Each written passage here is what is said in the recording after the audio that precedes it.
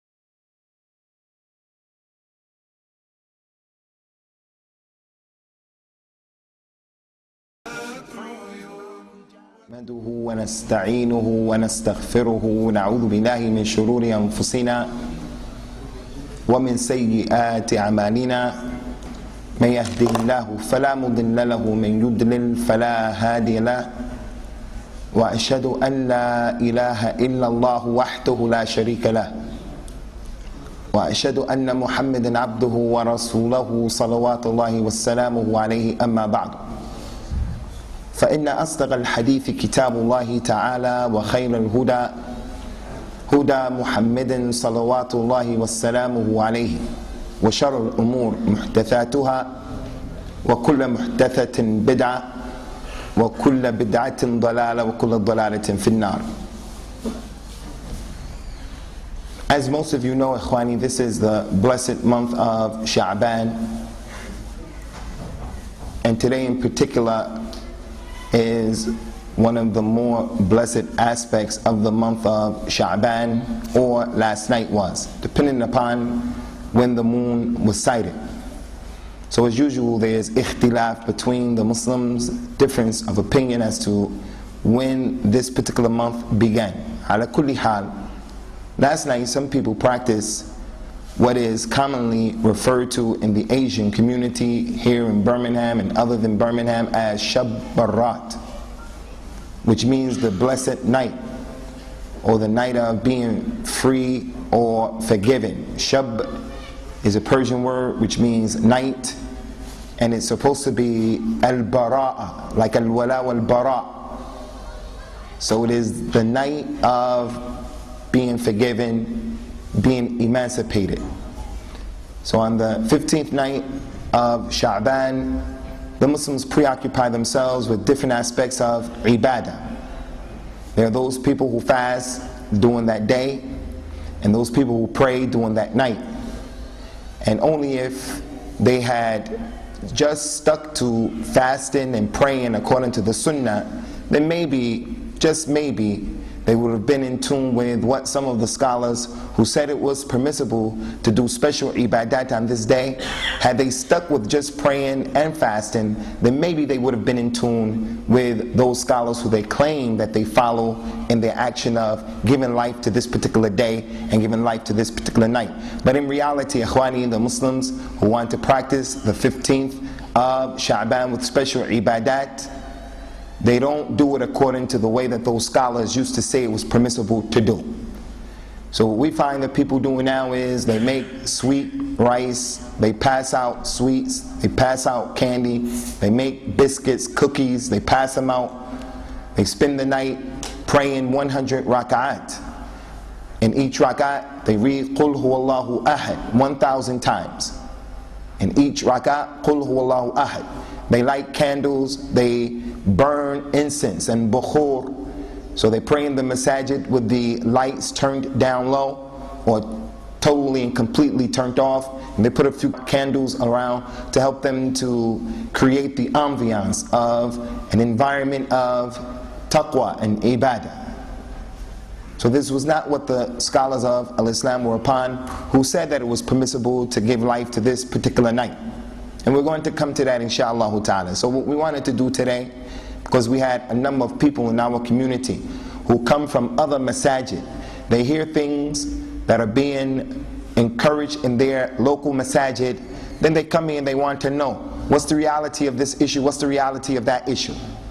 We want to say, Akhwani, if that's your characteristic and your description, that you are a visitor here, this masjid is your masjid, and we'll also entertain whatever questions and issues you may have to the best of our ability. But we say, fear Allah Azza wa Jal as it relates to creating fitna and fawda between the Muslims of the different masajid, going back and misconstruing what you were told here, going back and telling people what's being said here in an attempt to make people over there think or feel that someone is attacking them. This is for fitna. People want fitna. But for those sincere brothers and sisters who were going to different masajid, and those masjids were on the traditional Asian way of al-Islam, listen to what the pir says and don't question it. Listen to what is claimed is from the madhab, right or wrong, and don't question it. Listen to what your mother and your father were taught by their mothers and fathers, who in turn were taught by their mothers and fathers, all the way back to the silsila reaches Kashmir or Pakistan. Listen to what's being told to you and don't question it. As for you people who are sincere and you want to come here and you want to learn your religion, then we say, what we tell you is what we believe. Like it who likes it, hate it who hates it. And if you ever find out that what we said was wrong, based upon the dalil, all you have to do is come back and show the proof, and wallahi, from this microphone in public, we're going to rectify what was said that was wrong. But don't come and tell us that my peer said this and my mother said that, and we do this in our country or in that masjid over there. This is what we're doing. So let us fear Allah Azza wa Jal and not be from the people who make division unnecessarily between the Muslims. So in addressing this particular issue, I would like to emphatically state here with quwwah, with power, and want to be strong in stating this as it relates to the application of worshiping Allah Azza wa Jal on the 15th of Sha'baan with a special ibadah, or a special form of worship, a formula that you came up with. We say this is not authentic in the religion of al-Islam. And in order for us to believe that a day is special or a night is special, then that has to come to us from Allah Azza wa Jal or from His Messenger sallallahu alayhi wa ala alihi wa sallam. The only special days, the only special nights or days in this religion are those nights and days that have been established by this deen. من قام رمضان إيمانا واحتسابا غفر له ما تقدم من ذنبه. Whoever stands up in the night of Ramadan with faith, he believes in Allah and that this is legislated and that there are rewards for this night and that the Qur'an was revealed in this night and this is the night of ibadah and the furqan, and other than that, whoever stands up believing in that and everything that he was told about Ramadan and the nights of Ramadan, and he's expecting his reward from Allah Azza wa Jal as a result of standing, his sins will be forgiven. Those sins that went forth and those sins that he did in the past. That's established. So we know that the nights of Ramadan are special. The nights of Rajab, the nights of Muharram, the nights of Sha'baan, the nights of al-Qadr. Any other night you have to bring adillah. And the only special nights in this deen are the nights of Ramadan as it relates to the ibadah. And the daytimes are the same way. The days that are special in al-Islam are established by the deen. The 10th of Ashura is special. The 6 days of Shawwal, the days of fasting in the month of Ramadan are special. The day of Arafat is special. Other than that, people have to bring the dalil. So what we want to do, inshaAllah ta'ala, is just to go over very quickly, because it's not a complicated issue. Even the aspect of having ikhtilaf, having differences amongst ourselves as to whether or not we should practice or we shouldn't practice, even that is extremely easy to conceive and to accept. So we just want to put the brothers and the sisters on clear evidence as it relates to what should be done and what shouldn't be done. Again, there is no ayat in the book of Allah Azza wa Jal that makes reference or alludes to the superiority of the 15th of Sha'baan, praying it or fasting. Not a single ayat of the Qur'an. Not a single ayat of all of the Qur'an.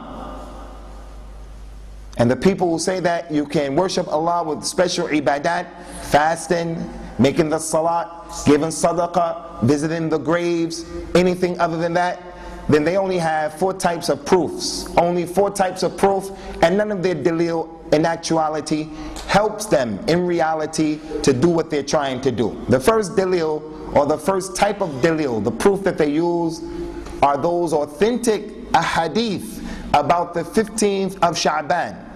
They establish the authenticity of the virtue of Sha'baan. Sha'baan is a blessed month, and the 15th of this month is a blessed night. So the person shouldn't allow himself to miss the opportunity of the blessings of the month by wasting his time watching TV, by wasting his time doing things that are not halal. And this is the strange thing with our ummah. You find those people who don't pray throughout the year, but when the month of Ramadan comes, they want to fast and they don't pray. Wallahi, there's no siyam of Ramadan for the one who doesn't pray. The salat is more important than the siyam. And the one who doesn't make salat, he is tariqus salat. La siyama lahu wa in sama. He has fallen into kufr. And it's maybe the kufr that takes him outside of the fold of al-Islam for abandoning the salat. Similarly, we find people who don't practice the religion, they don't pray during the course of the day, but on the 15th of Ramadan, on the 15th of Sha'baan, they want to fast that day and they want to pray in that particular night to take a shortcut to Allah subhanahu wa ta'ala's maghfirah and His Jannah. So their first dalil are those authentic ahadith that establish the superiority of the night. Like the hadith of Mu'adh ibn Jabal radiyallahu anhu that's been collected by Imam ibn Hibban in his Sahih, and al-Imam al-Tabari in his Mu'jam al-Kabir. The Prophet says sallallahu alayhi wa ala alihi wa sallam, يَتَّلِعُ اللَّهُ إِلَى جَمِيعِ خَلْقِهِ Laylatul-Nusf min Sha'baan يَغْفِرُ فَيَغْفِرُ لِجَمِيعِ خَلْقِهِ إِلَّا لِمُشْرِكٍ أَوْ مُشَاهِدٍ. Allah Ta'ala looks at all of His creation on the 15th night of Sha'baan. Tonight, or it could have been last night. Allah looks at all of the mankind. And then He forgives every single human being all of his dhunub, the major ones and the minor ones. He forgives the sins of those people except for 2 people. He doesn't forgive the sin of a mushrik. The mushrik from Ahl al-Kitab, they're from the Ashab al-Nar, and they're not our brothers in this deen. The mushrikun from the Hindus and the Sikhs, everyone other than Muslim, they're from the mushrikeen. Allah won't forgive them. Nor will He forgive the Muslim who with knowledge is fallen into shirk. He thinks he's on the deen, but he's outside of the deen because he's a magician. Or he's outside of the deen because he's making shirk with Allah Azza wa Jal by wearing a tamima, the tama'im of a shirk and kufr. And the second person that He doesn't forgive is the Muslim that has a problem with another Muslim. So if you have personal problems that have come as a result of the dunya, and it is not deen related, and they are preventing you, these problems are preventing you from connecting with your relatives or other Muslims, from your neighbors or other than that, then Allah Azza wa Jal won't forgive that individual as well. So this hadith, which is authentic, is a clear hadith that establishes the virtues of this particular night. But even more important than that, ikhwani, it should be an encouragement.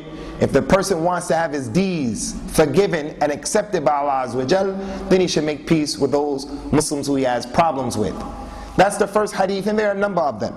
He says, sallallahu alayhi wa sallam, on the authority of Usamah ibn Zayd radiyallahu anhu, الذي قال يا رسول الله قلت يا رسول الله لم أراك تصوم من الشهور ما تصوم من شعبان فقال صلى الله عليه وسلم ذلك شهر يغفل الناس فيه عنه بين رجب ورمضان وهو شهر ترفع فيه الأعمال إلى رب العالمين وأحب أن يرفع عملي وأنا الصائم.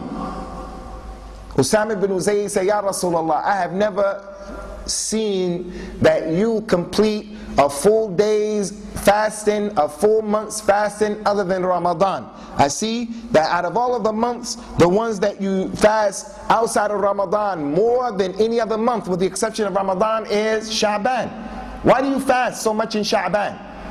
He says, sallallahu alaihi wasallam, verily that is the month that many people are negligent concerning its virtues, its reality. People don't contemplate and consider the virtues of the month in preparation of Ramadan. It is a month that is between Rajab and Ramadan. Rajab, Sha'baan and Ramadan. And it is the month in which the deeds go up to Allah for reckoning and consideration.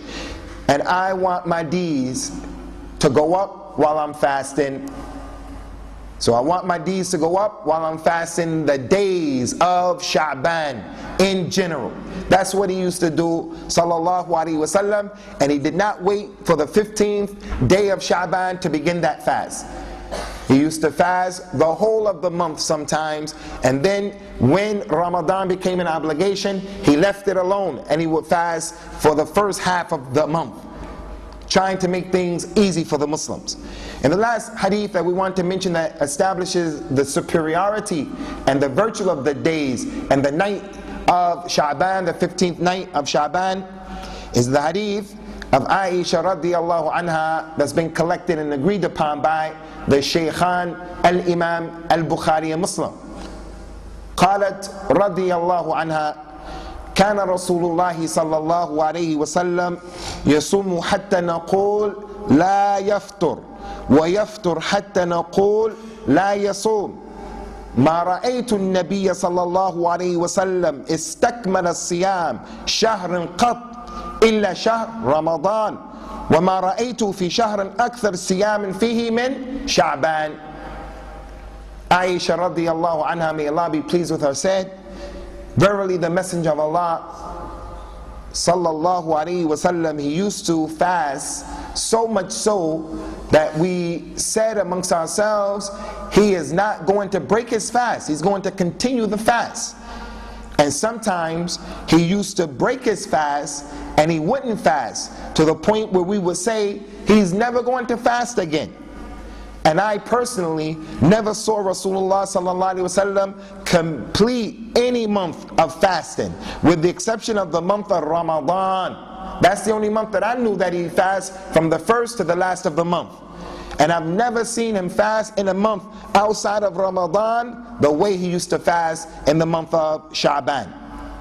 So those hadith establish the virtues of fasting in the month of Sha'baan in general, and establish the virtues of the night of the 15th of Sha'baan. Salima radiallahu anhu has been collected by Imam At-Tirmidhi. She said, ما رأيت النبي صلى الله عليه وسلم يصوم شهرين متتابعين إلا شعبان ورمضان. Salama narrated the opposite of what Aisha narrated, because she's speaking based upon her knowledge. She said, may Allah be pleased with her, I never saw Rasulullah sallallahu alaihi wasallam fast 2 months consecutively without a break between the 2 months, with the exception of what I saw him fasting in the month of Sha'baan from the beginning to the end, and then he fasted Ramadan from the beginning to the end. Again, ikhwani, that was abrogated. That's what he used to do, and it was something he did. He didn't tell his community to do it. And then after that, he stopped fasting the month of Sha'baan in its totality. Not only did he stop fasting, but he made it prohibited. He prohibited us from fasting the month of Ramadan and trying to be safe, fasting Sha'baan a day or the last 2 days of Sha'baan, because you want to be sure you fast the beginning of Ramadan. He said, don't do it. لا تقدموا رمضان بصوم يوم أو يومين. When Ramadan is getting close and it's the 28th, the 29th, or the 30th, don't fast for the sake of trying to be sure that you're going to catch the beginning of Ramadan. He didn't allow the Muslims to fast the last day or two of the month of Sha'baan in their attempt to be sure that they caught the month of Ramadan on the bullseye. So those ahadith and those athar of those companions radiallahu anhum, they establish clearly from the kalam of Rasulullah sallallahu alaihi wasallam the fadl, the virtues and the superiority of the day. So that's their first dalil. So it's like an individual taking these adillah that we just mentioned and other than them, and then based upon those proofs that establish the superiority of the month, he comes and he says, these proofs establish that if you have a minbar in your masjid, then you should put a red carpet of it based upon these ahadith. The ahadith are authentic, but they don't show what you're talking about and what you're trying to prove. What does a red carpet have to do with what these ahadith are saying? Similarly, these ahadith are authentic, but don't come and say they are proof that you should fast on that day or you should pray during that particular night, unless you can bring a dalil that that's what the companions did and that's what the Prophet ﷺ also did, that he prayed specifically on this night and he gave instruction for us to pray on the night. The second dalil that they use, ikhwani, is those proofs that are extremely weak or fabricated. Because all of the adillah that show that you should pray on this particular night or fast on this day, all of those ahadith without an exception are very, very weak, or they are fabricated. Some of them to the point that no one with an intellect would possibly try to practice one of these ahadith. Whoever prays 100 rakat on the 15th night of Sha'baan, and each rakat he reads Qul huwallahu ahad, then Allah subhanahu wa ta'ala is going to give him 100 huru'in. Each huru'in will be given 1,000 servants. Each servant will have another 1,000 servants, and all of those servants will come and they will try to make intercession for the individual Yawm al-Qiyamah, for him and his parents. So when people hear that fabricated hadith, they become excited and they want to practice the ibadat that have not been established from what is authentic. Al-Imam Ibn al-Qayyim rahimahullah ta'ala, in his book Al-Munar al-Munif fi Sahih wa Da'if, he said about some of these tremendous ahadith, ikhwani, you don't have to necessarily be a muhaddith in order to know that certain ahadith are not authentic. If you're a person who reads, even in English, you're a person who reads about your deen, there are certain ahadith when you read them, you never heard the hadith. When you read it, you know automatically this is a lie on Rasulullah sallallahu alaihi wasallam. Number one, because had it been authentic, more than likely you would have heard of it. And number two, some of what's being spoken about in the hadith, you do some small thing and as a result of that, you get a tremendous amount of rewards, like what was mentioned in the hadith that we just mentioned. Al-Imam Ibn al-Qayyim said about these ahadith, rahimahullah ta'ala, al-ajab mimman shamma رائحة العلم بالسنن أن يختر بمثل هذا الهذيان ويصليها وهذه الصلاة وضعت في الإسلام بعد ال400. He said rahimahullah ta'ala, what is strange from the person who has smelled the fragrance of knowledge and the sunnah, he has an idea of being exposed to the knowledge of al-Islam and the sunnah. What is strange is for him to be tricked and to be fooled by this type of delusion. This type of hadith is a hudhiyan, is a delusion. And then he goes and he prays this particular salah. And verily these prayers were not introduced to this ummah except after the first 400 years of al-Islam. The first 100 years, this salat was not present. Second 100 years, it wasn't present. The third 100 years wasn't present. In the end of the third 100 years and the beginning of the 4th century, that's when certain people from the Tabi'een introduced this innovation, rahimahumullahu ta'ala. So that's the second type of proof, the fabricated hadith, or the hadith that's extremely weak. Thirdly, ikhwani, from the adillah is the fact that some of the righteous people from this ummah practice this innovation, and that is a fact. Some of the righteous people of this ummah made ijtihad, and they practice this particular innovation. Some of the righteous people from the ummah, from the tabi'un, those people who were taught by the companions of Rasulullah sallallahu alaihi wasallam, who we get closer to Allah by loving them and honoring them. Al-Imam al-Hasan al-Basri, everyone knows al-Hasan al-Basri from the A'imma of the Tabi'een. We get close to Allah by learning what he said, learning what he did, learning how he taught, learning how he learned. His defense of al-Islam and the Sunnah, Ibrahim al-Nakha'i, Sa'id ibn Musayyib, Sa'id ibn Jubair, ulama of this ummah. We love them and we honor them. And part of our Islam is understanding the Qur'an and the Sunnah the way they understood it. So there are certain people from the Tabi'een who used to practice this. Illustrious Imams, like Khalid ibn Ma'dan from the Tabi'een, as well as Luqman ibn Amir, al-Imam al-Awza'i, a tremendous scholar in al-Islam, tremendous scholar. The scholar of Sham, al-Imam al-Awza'i.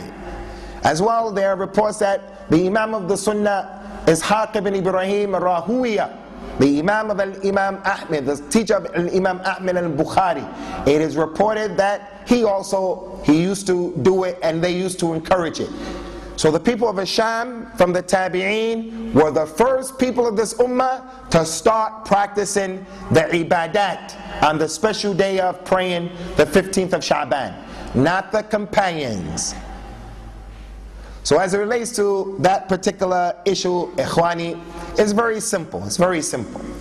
The Tabi'un, as we mentioned, they have a special position in this deen, but the position of the companions is higher than their position, and the position of Rasulullah sallallahu alaihi wasallam is higher than the position of the companions, and as a result of that, higher than the condition of the Tabi'un.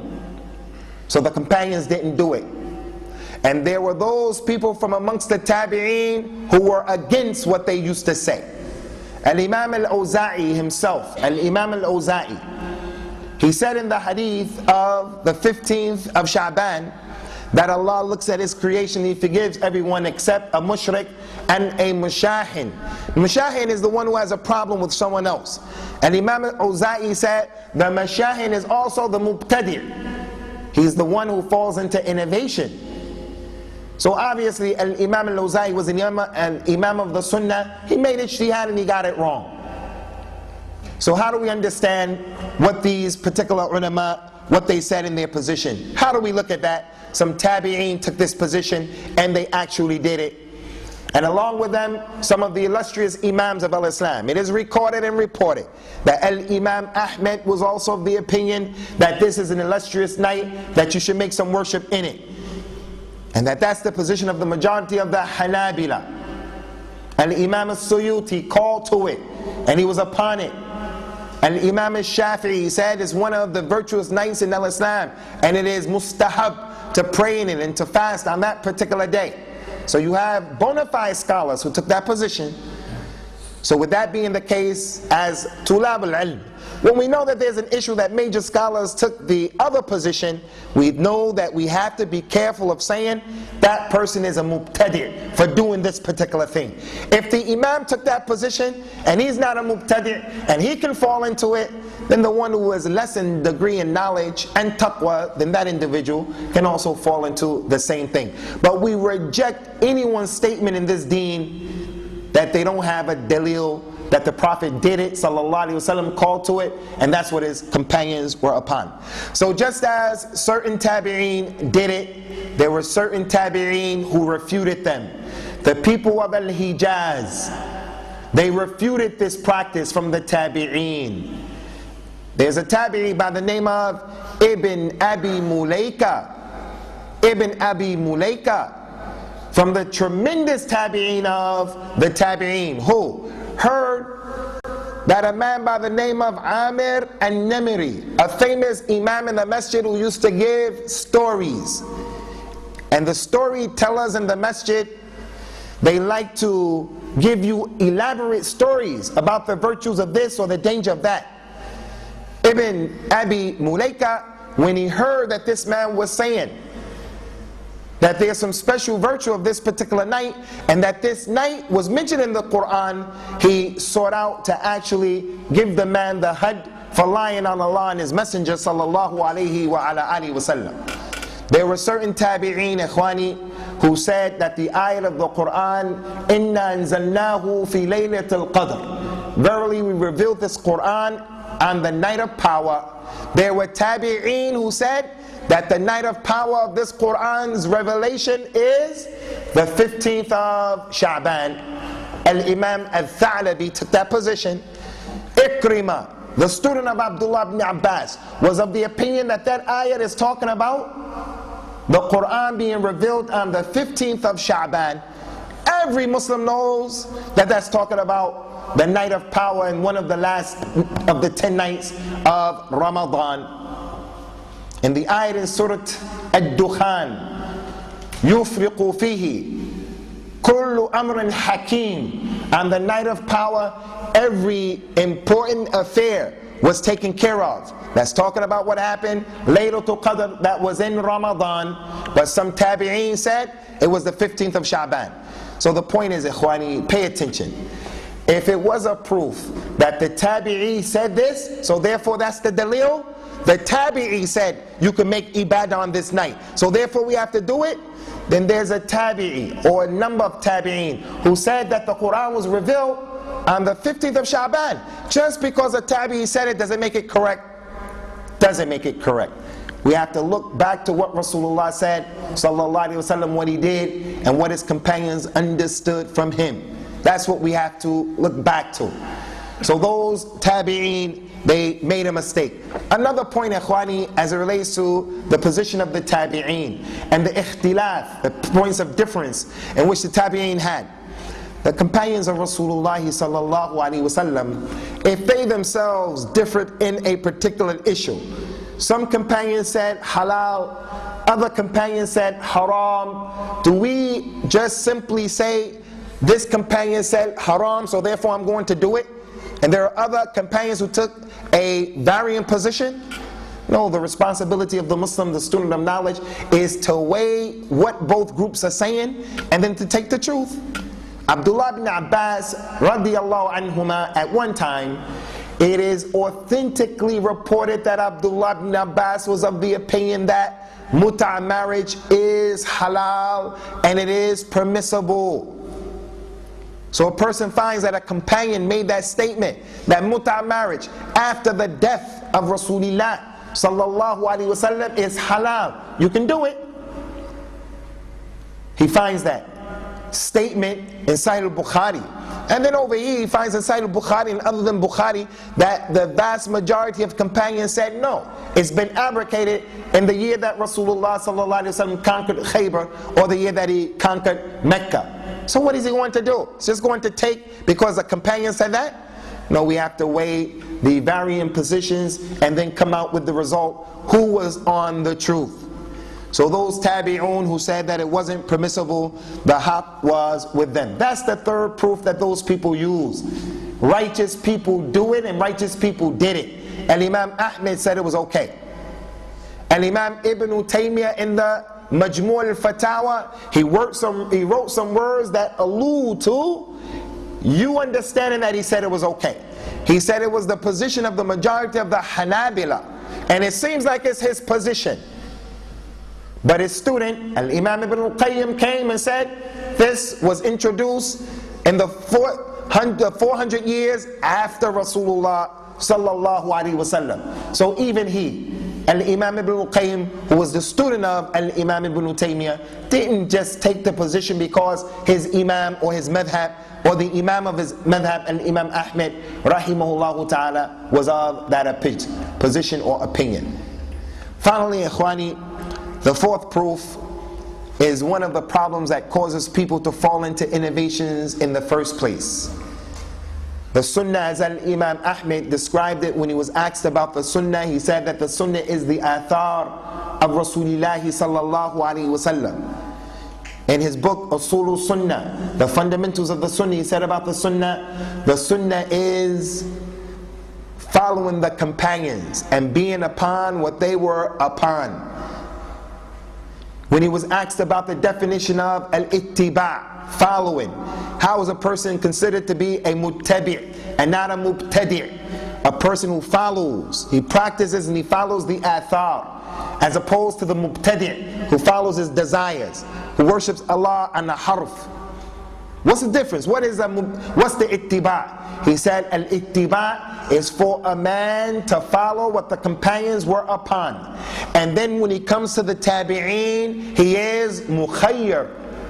And when he comes to reading and finding out what the Tabi'een did, he has a choice. He can follow that or he can leave it.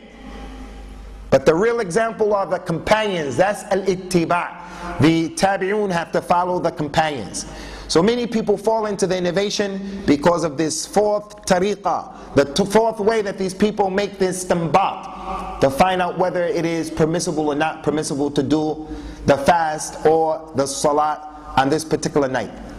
And it comes as a result of people taking general ahadith, general ayats of the Qur'an, and then making those general statements specific for a particular time or place. There's a general hadith that whoever goes in the ribat 40 days, 40 days, whoever is taking care of the Muslim frontiers, this is the Muslim city, so he's not in the city, nor is he out making jihad, out in the battlefield making jihad.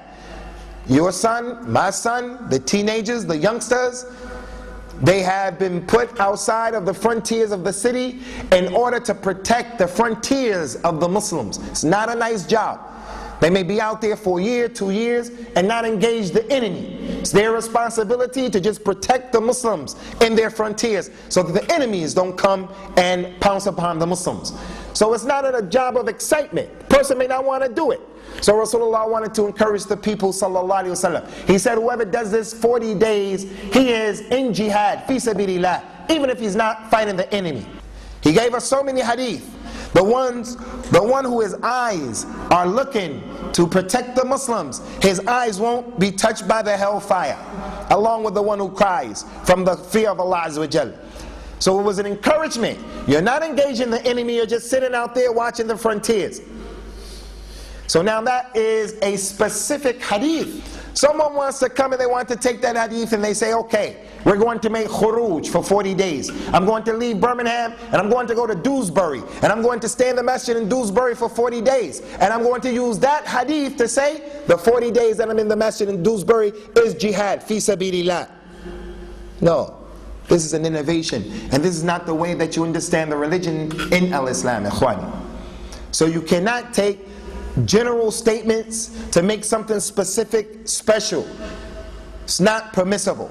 So they take the general statements, like all of those ahadith. He told us, sallallahu alayhi wa sallam, as-salatu khayrul mawdu'. As-salatu khayrul mawdu'. The salah is the best thing, the best subject, the best issue. That's a general hadith.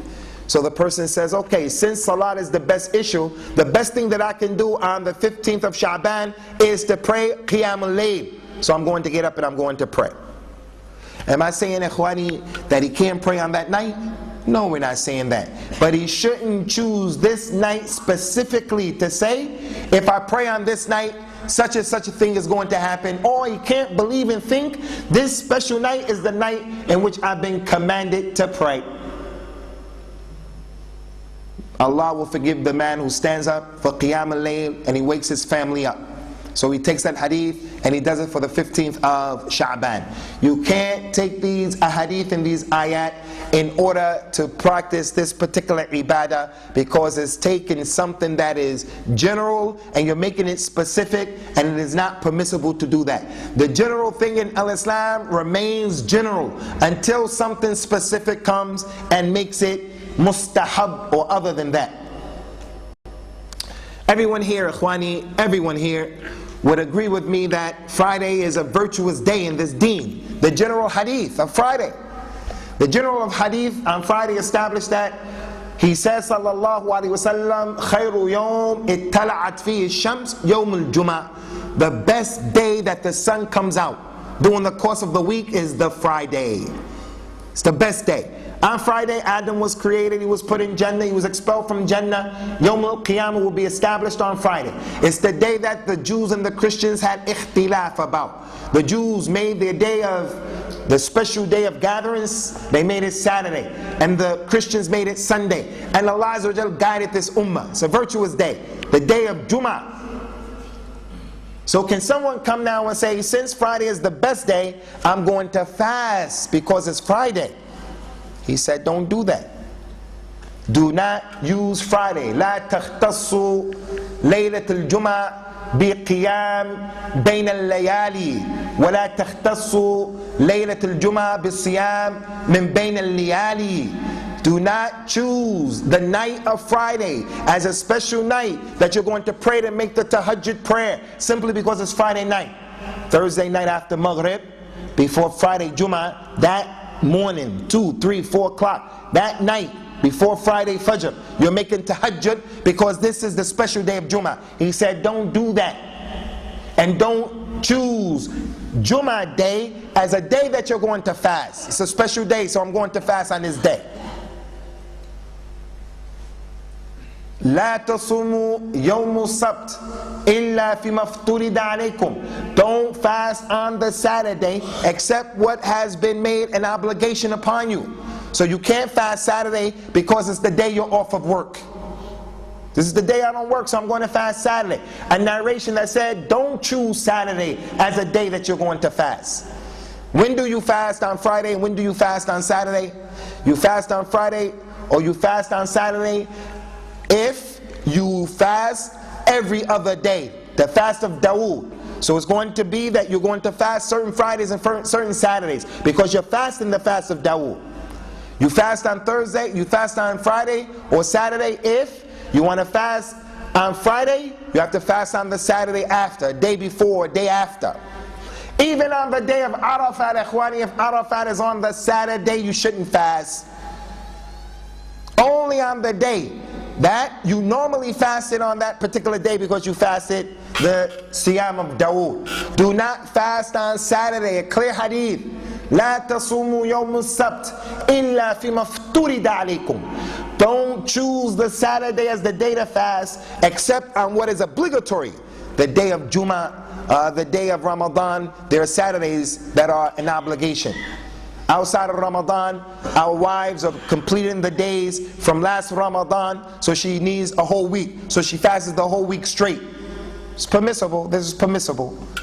So the point is, Ikhwani, it's not permissible in the religion of Al-Islam to take something that is general and to make it specific. If we were allowed to do that, then we're going to open up the door for having innovations. Which brings me to the last point.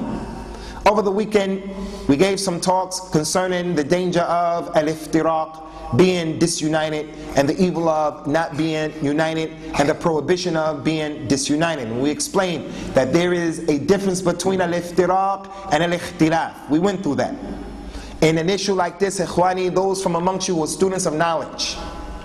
And we're all trying to be students of knowledge on some level.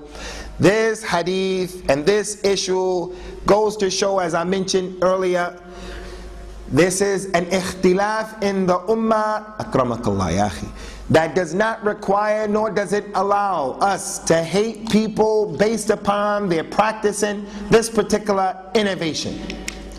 The Muslims, barakallahu fikum, are not people who really understand the religion. And even if a person were to hear what I just said, he may not be convinced.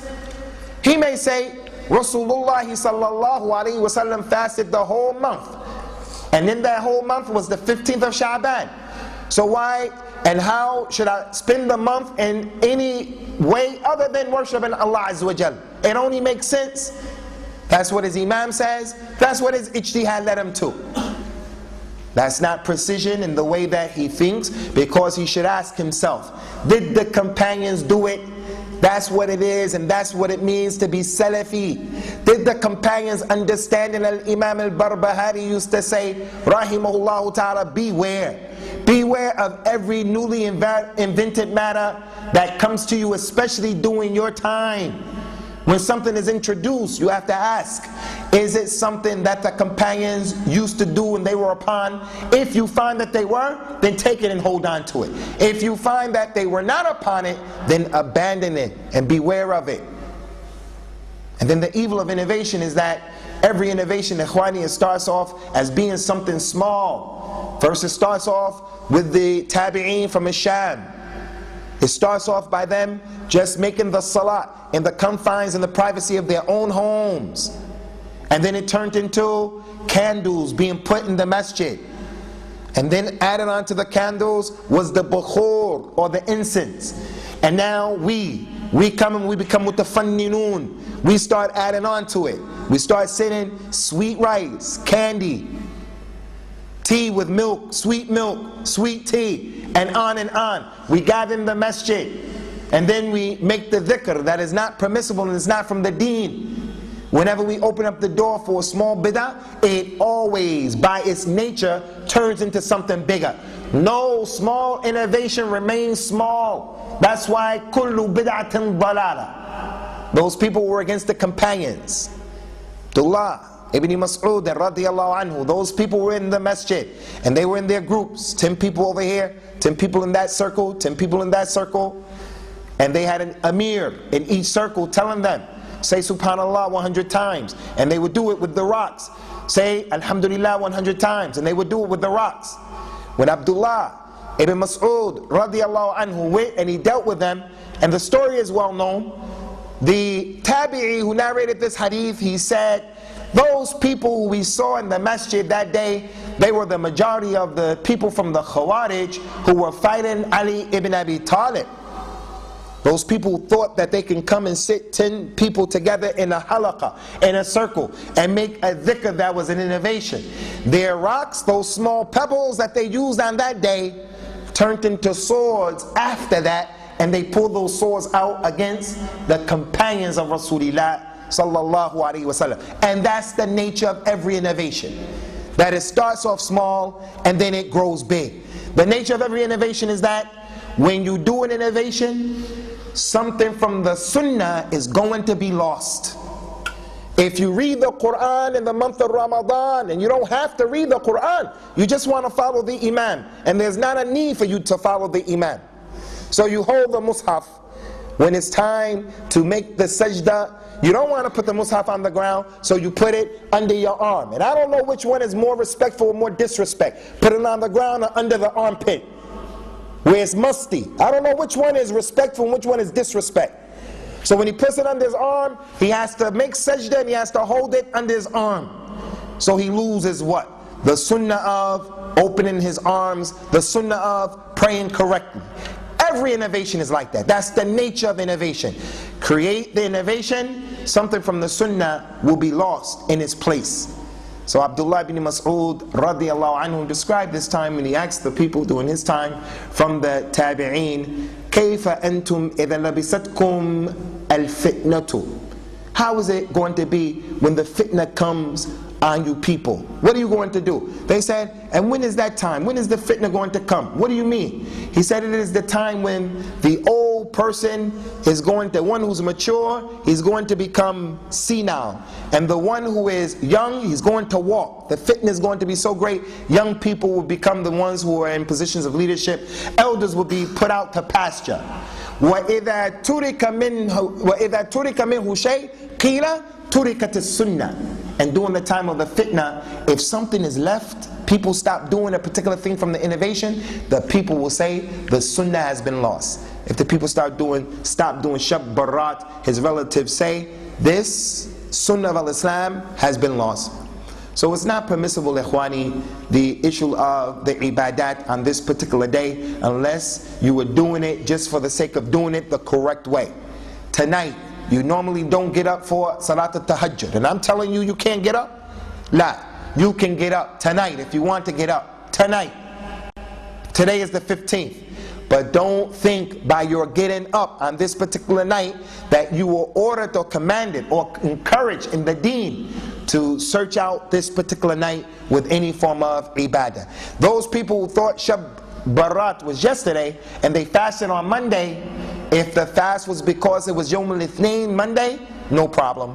But if he's fasting because it's the day of the 15th, then we say that is not from the sunnah, nor is it from the practice of the companions of Rasulullah sallallahu alayhi wa ala alihi wa sallam.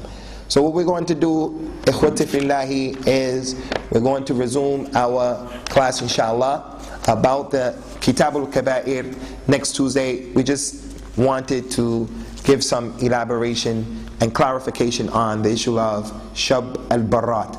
Don't do it, stay away from it. Okay, if you brothers have any questions or comments, inshallah, about this particular issue, inshallah, you can put your questions and comments. to us. هل عندكم شيء؟ عليكم السلام. Can you tell us Akhi, about the fasting on Saturday? What's the hikmah? What's the dalil and the hikmah behind this? Because the Jummah is the day of Eid for us. Like, that's what the scholars explain. They say. Another example is what the brother just mentioned when we talk about days of virtues and then taking things that are general and then we make them specific. The day of the Eid is one of the best days during the course of the year. But the religion didn't allow us to fast on the day of the Eid. As a matter of fact, the deen prohibited us from fasting on the day of the Eid. But if a person allowed himself to use his intellect, he says, Friday is a tremendous day. The 15th of the night of Sha'baan is a tremendous day. This is a tremendous day, so let me do this ibadah or that ibadah. No, the ibadat in al-Islam are tawqifiyah. The worship in al-Islam should not and cannot be done unless you have a proof to do it. We don't do plays. We don't do plays in order to give da'wah ilallah. We don't do plays. The anashid that the people are doing. The way we're going to learn our religion is with the anashid and the music, and that's the way we're going to be students of knowledge. We're going to give da'wah to the youth by getting a singing group to call them to the religion. The way of giving da'wah in al-Islam is tawqifi. As it relates to the wisdom behind the prohibition of Yawmul Sabt and fasting on Yawmul Sabt on the Saturday, is as the ulama of al-Islam have mentioned, and this particular issue has been explained in quite a bit of detail in the book al-Qadr, which is the explanation of the hadith in al-Jami al-Saghir to al-Suyuti, is because Yawmul Sabt is the day that the Jews, they stop working, and the fast, as-sawm in Arabic is al-imsak, to hold back. So in the month of Ramadan, or when the Muslim fasts, he holds back from eating, drinking, and having physical relations with his family. So the Jews on this Yawmul Sabt, on the Saturday, they make imsak. They don't fish, they don't cook. Even now, so-called Orthodox Jews, they cook on Friday in preparation for the Sabbath.